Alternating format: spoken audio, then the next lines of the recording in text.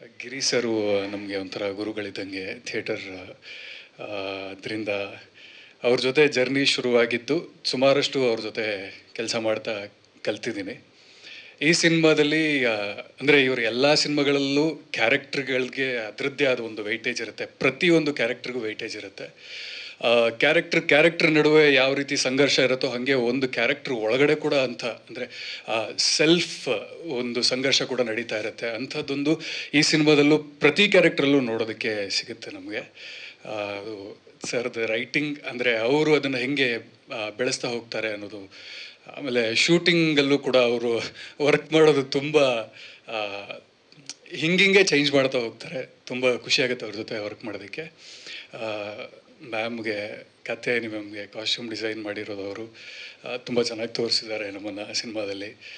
ಕುಮಾರಣ್ಣ, ಆಮೇಲೆ ಭರತ್ ಸರ್, ಎಲ್ಲ ಟೀಮ್ನ ಎಲ್ಲ ಕೋ ಆರ್ಟಿಸ್ಟ್ಗಳು, ಸಿಮ್ರನ್ ತುಂಬ ಸಪೋರ್ಟಿವ್ ಆಗಿ. ಮ್ಯಾಮ್ ಡ್ಯಾನ್ಸ್ ಮಾಡೋಕ್ಕೆ ಬರಲ್ಲ, ಏನೋ ನಮಗೆ ಕಲಿಸ್ಬಿಟ್ಟು ಮಾಡಿಸಿದ್ದಾರೆ.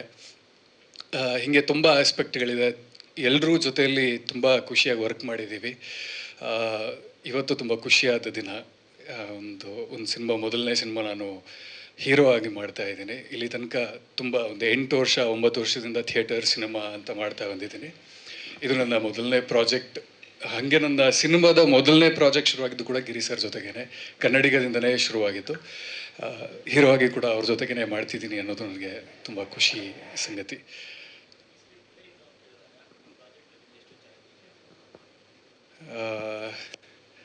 ನನಗೆ ಕೆಲಸ ಮಾಡಬೇಕು, ಸಿನಿಮಾದಲ್ಲಿ ಕೆಲಸ ಮಾಡಬೇಕು ಅನ್ನೋದೊಂದಿತ್ತು.